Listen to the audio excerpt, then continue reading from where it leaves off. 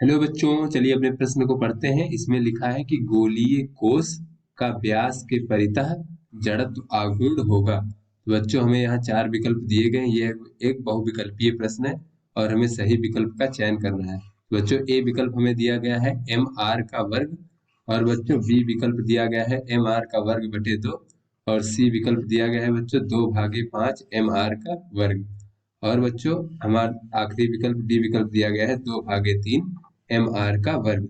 तो चलिए बच्चों अपने प्रश्न की मूल अवधारणा देख लेते हैं। बच्चों इस प्रकार से अगर हमारा कोई गोलीय कोश है बच्चों, मान लीजिए हमारा गोलीय कोश है, अर्थात बच्चों गोलीय कोश का अर्थ ये हो कि ये खोखला गोला है, और बच्चों अगर इसका द्रव्यमान m है, गोलीय कोश का द्रव्यमान m, और बच्चों त्रिज्या जो है इसकी त्रिज्या बच्चों हम कैपिटल R मान लेते हैं। तो बच्चों इसका जो व्यास होगा, व्यास से होकर जाने वाला अक्ष इस प्रकार से होगा बच्चों।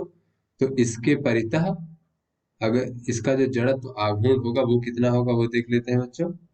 तो गोलीय कोश का व्यास के परितः जड़त्व आघूर्ण होता है I बराबर 2/3 इसका द्रव्यमान m और गुणे बच्चों त्रिज्या का वर्ग।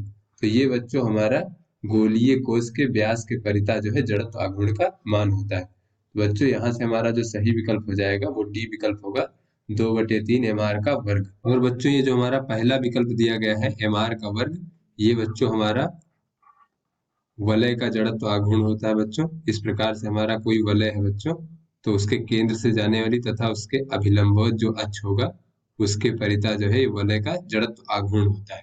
और बच्चों ये जो दूसरा विकल्प दिया गया है mr का वर्ग भागे 2, तो ये बच्चों हमारा डिस्क का जड़त्व आघूर्ण होता है इस प्रकार से।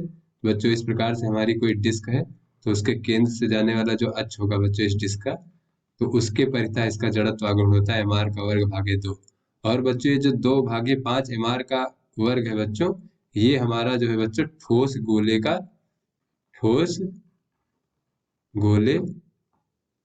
का व्यास के परितः जो होता है बच्चों जड़त्व आघूर्ण का मान होता है। बच्चों ये जो गोलीय कोश है उसका जो है व्यास के परितः जड़त्व आघूर्ण का मान बच्चों 2/3 mr का वर्ग होता है। तो आशा करते हैं बच्चों ये आपको समझ में आ गया होगा। धन्यवाद।